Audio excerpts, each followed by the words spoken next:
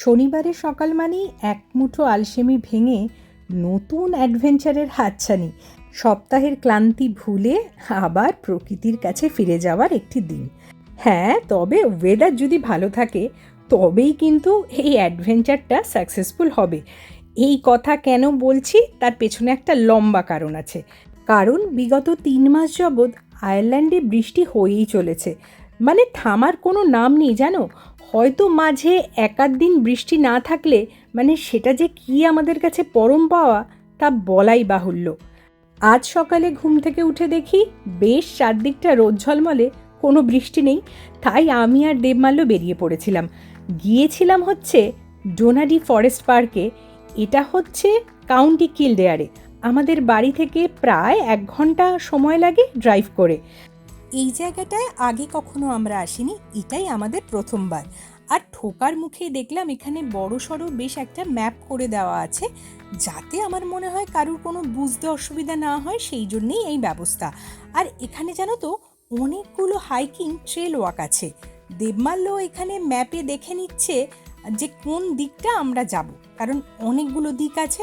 আমরাও আমাদের পছন্দ মতন একটা দিক বেছে নিলাম আর চললাম আমাদের নির্দিষ্ট গন্তব্যের উদ্দেশ্যে।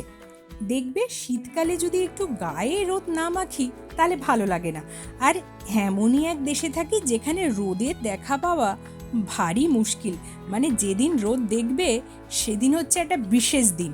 আর এরাও কিন্তু রোদ দেখলে সবাই বাইরে বেরিয়ে পড়ে।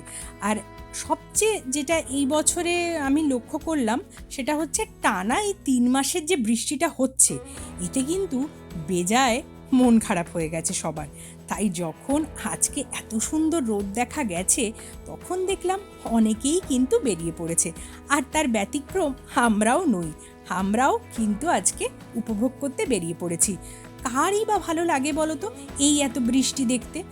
আর শীতকালের মন খারাপের আর একটা কারণ হলো গাছপালায় কিন্তু কোনো পাতা থাকে না, সব পাতা ঝরে যায়, গাছের শুধুমাত্র শুকনো ডালগুলো পড়ে থাকে। সেটা দেখেও কিন্তু আরও মনটা খারাপ হয়ে যায়। তাও এখন একটু ভালোর দিকে যাচ্ছে, কারণ এখন চলছে হচ্ছে স্প্রিং, গাছে নতুন পাতা আসছে আবার। তার মানে কিন্তু সবার মনেই এখন কিন্তু বসন্তের ছোঁয়া লেগেছে, গাছেরাও তার প্রাণ ফিরে পাচ্ছে। আর আমরাও এই এত সবুজ দেখে নিজেদের মনটাকে একটু সবুজ রঙের আবিরে রাঙিয়ে ফেলবো।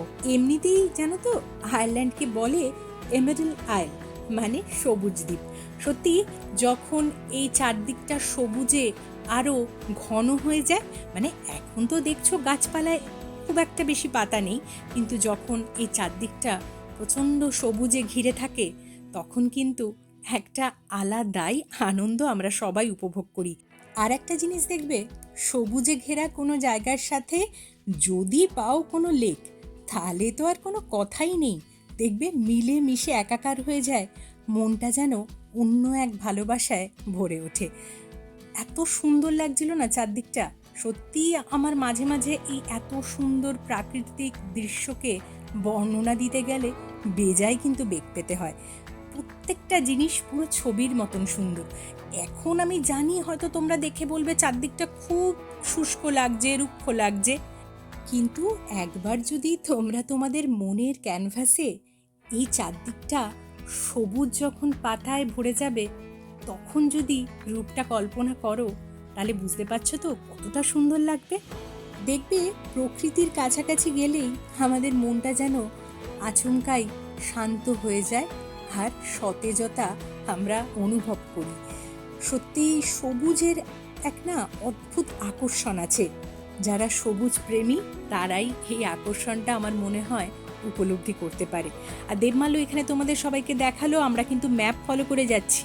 এই যে আমার পেছনে ঠিক জানলার মতন যেই অংশটা দেখছো, আমার কেন জানি না মনে হচ্ছিল ওই জায়গা থেকে আমাদের মনে হয় কেউ লক্ষ্য করছে। অনেক হাঁটাহাঁটি হলো, এইবার পেয়েছে বেজায় খিদে। দেখলাম একটা ক্যাফে আছে, দেখা মাত্রই ঢুকে পড়েছি ক্যাফেতে। একটু নেব কেক আর তার সঙ্গে নিয়েছিলাম কফি আর হট চকলেট।